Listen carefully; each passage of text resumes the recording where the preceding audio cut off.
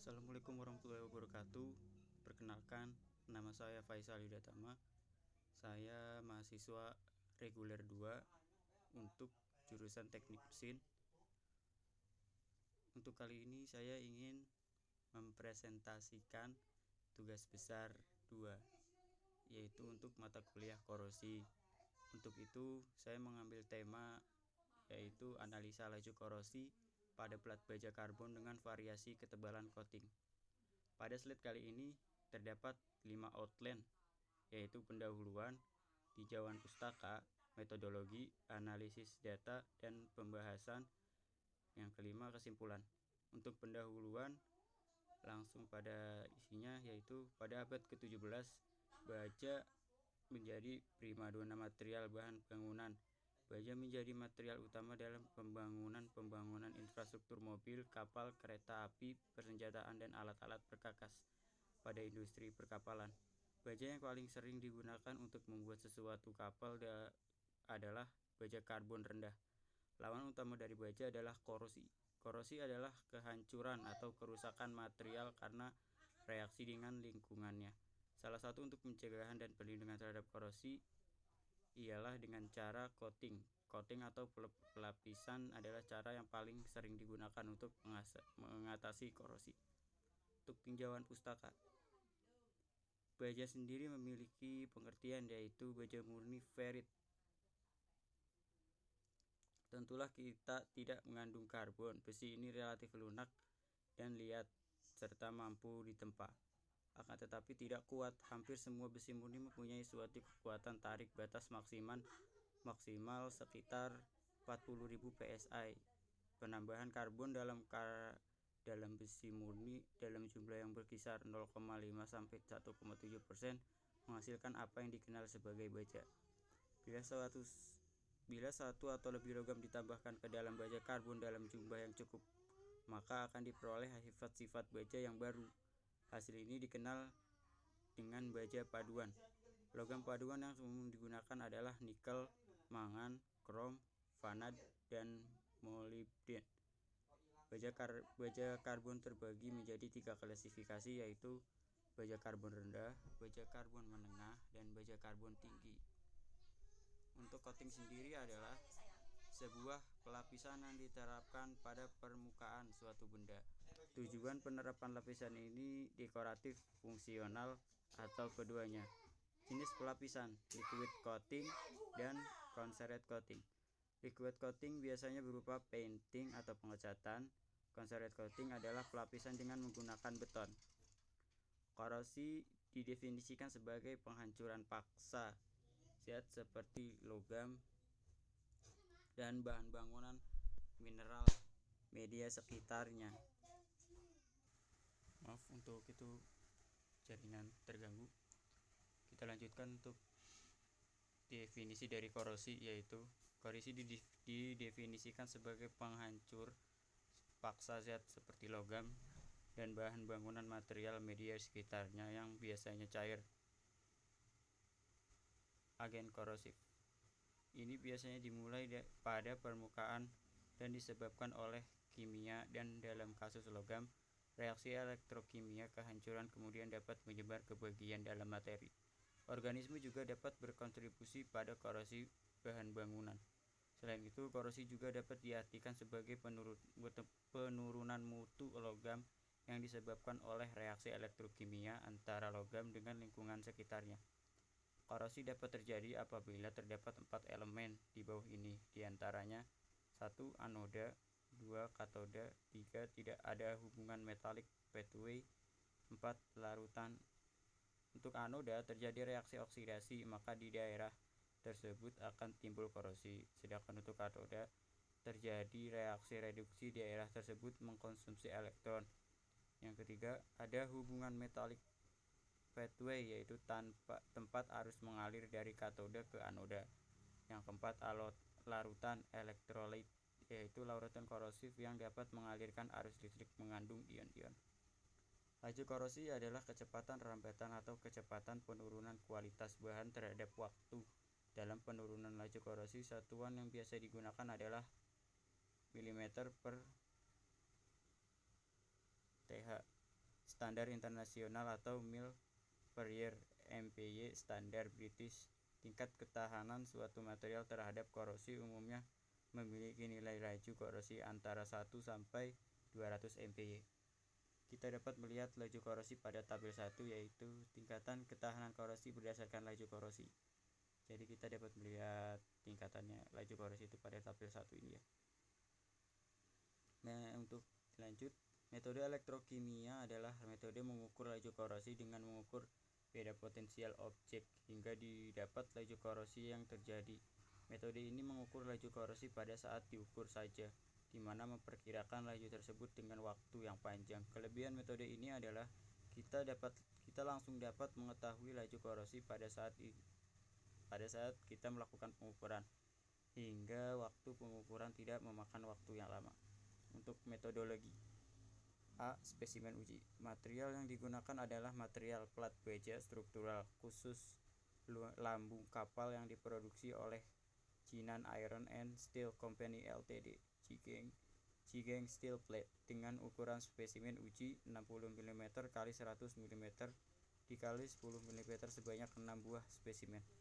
Untuk proses blasting, tujuan dari proses blasting ini adalah untuk membersihkan permukaan material dari karat, scale, kotoran, dan coating yang lama, serta tujuan yang paling utama adalah untuk mengkasarkan permukaan atau menciptakan profil pada material sehingga meningkatkan daya lekat antara cat dan benda kerja. Pada material uji diberikan proses blasting yang sesuai standar ISO 8501/1 dengan kode SA211/2 atau biasa disebut near wire metal. Proses coating. Pada pengujian di tugas akhir ini, sistem coating yang digunakan ada dua, yaitu sistem coating 3 lapis dan sistem coating 2 lapis. Pada sistem coating 3 lapis menggunakan cat dengan bahan dasar epoksi, sedangkan pada sistem coating 2 lapis menggunakan cat dengan bahan dasar alkilit. Untuk analisis data dan pembahasan, yaitu H. Uji laju korosi. Peralatan yang digunakan dalam pengujian ini adalah sel 3 elektroda yang terhubung dengan peralatan potensiostat Autolab PGS stat 128N, sehingga arus yang dihasilkan pada setiap tegangan yang diberikan dapat direkam oleh komputer yang sudah terdapat software Nova di dalamnya. Langkah-langkah yang dilakukan dalam proses pengujian laju korosi adalah sebagai berikut. Mempersiapkan larutan NaCl sebanyak 3,5% yang terbuat dari 35 gram garam yang dicampurkan dengan 1 liter aquades. B. Mempersiapkan peralatan sumber potensial, yaitu seperangkat potensiostat Autolab Prostat 128N yang dihubungkan dengan komputer dan software Nova. Peletakan elektroda acuan yang berupa unsur Ag atau AgCl, elektroda pembantu yang berupa platina, dan elektroda kerja atau spesimen uji ke dalam gelas beker yang sudah ada larutan NaCl di dalamnya dengan menggunakan tang penjepit. Diusahakan pada saat peletakan masing-masing elektroda tidak saling bersinggungan. Setelah semua selesai diatur, klik tanda start pada bagian kiri bagian bawah untuk memulai pengujian laju korosi. Proses scanning ini bertujuan untuk mencari nilai potensial yang akan digunakan untuk running pengujian spesimen tersebut. Setelah nilai potensial ditemukan, selanjutnya software Nova di running pada potensial minus 500 MV sampai dengan minus 100 MV. Selama proses running secara otomatis, software Nova akan menampilkan pembuatan grafik tabel yang dibuat secara bertahap. Setelah grafik tabel terbentuk, masukkan data massa jenis material yang diuji, G per cm kuadrat, berat atom logam G per mol, serta luas permukaan material uji cm kuadrat pada bagian kolom di pojok kanan bawah. Data-data ini digunakan oleh software untuk menghitung laju korosinya. Nilai-nilai yang paling penting coating yang dibutuhkan untuk mengetahui besarnya laju korosi spesimen tersebut adalah laju korosi, kuat arus korosi, dan beda potensial korosi. Untuk mengetahui nilai-nilai ini dilakukan pengeplotan terhadap grafik. Analisa laju korosi. Berikut ini diagram perbandingan dari perhitungan laju korosi dengan menggunakan software Nova dengan menggunakan rumus hukum Faraday pada spesimen uji yang digunakan coating berbahan dasar akrilit. Jadi kita bisa melihat pada tabel 4 di sini diagram perbandingan hasil perhitungan laju korosi menggunakan software Nova dan hukum Faraday pada coating akrilit. Sedangkan untuk perbandingan korosi, diagram perbandingan hasil perhitungan laju korosi menggunakan software Nova dalam hukum Faraday pada coating epoxy kita dapat melihat pada tabel 5.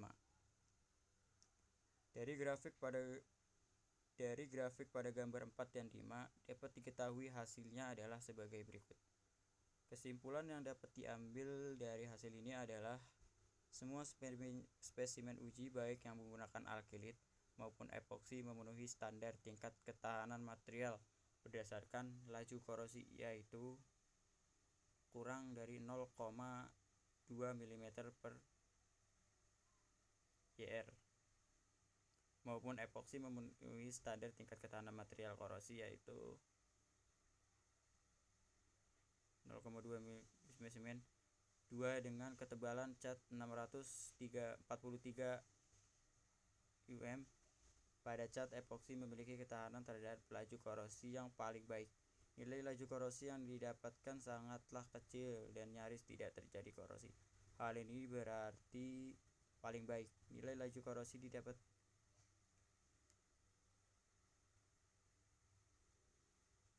dan melindungi spesimen dengan sempurna. Namun pada spesimen B dengan ketebalan cat 248